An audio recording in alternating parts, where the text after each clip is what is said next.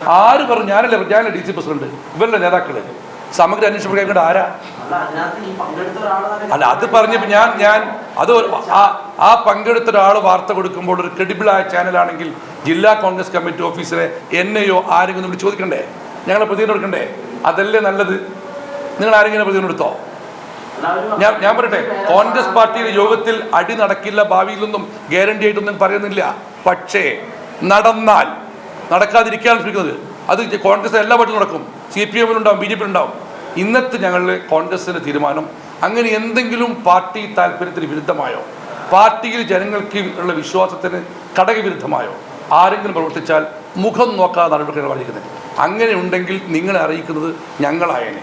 ഇവിടെ ഞങ്ങൾ ഇന്നലെ രാത്രി 1 മണിക്കാണ് ഞങ്ങൾ വീണത്. രാത്രി 1 മണിക്കാണ് വീണത്. ഞങ്ങളെ ആരും ശ്രദ്ധപ്പെടാത്ത കാര്യം ചാനലിനെപ്പെട്ട എനിക്കറിയില്ല. ഇന്നലെ ഒരൊറ്റ കാര്യം പറയാം.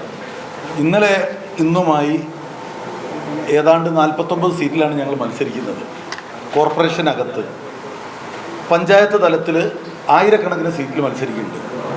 ഇവിടെയൊക്കെ വളരെ ജനാധിപത്യപരമായ രീതിയിൽ പാർട്ടി നിശ്ചയിക്കുന്ന നിരീക്ഷകരുടെ സാന്നിധ്യത്തിൽ പ്രവർത്തകർ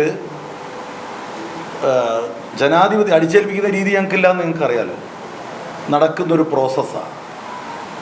സമീപകാലത്ത് എന്നെങ്കിലും കോൺഗ്രസ്സിൽ ഇതുപോലെ നിങ്ങളുടെയൊക്കെ ഒരു പത്രപ്രവർത്തന ജീവിതത്തിൽ ഇത്ര ട്രാൻസ്പെറൻ്റായി ഒരു പ്രസ്ഥാനത്തിന് ജനാധിപത്യ രീതിയിൽ എങ്ങനെ ചെയ്യാൻ സാധിക്കും എന്നുള്ളതിൻ്റെ ഉദാഹരണമായിട്ട് ഞങ്ങൾ ചെയ്തിരിക്കുക. അപ്പോൾ അതിനെ ആകെ കളങ്കപ്പെടുത്തുന്ന രീതിയിൽ ഏതോ ഒരു വാർഡിനകത്ത് ഇങ്ങനെ നടന്നു എന്ന് പറയുമ്പോൾ അതിന് DCC പ്രസിഡന്റ് പറഞ്ഞൊരു വാക്കാണ്.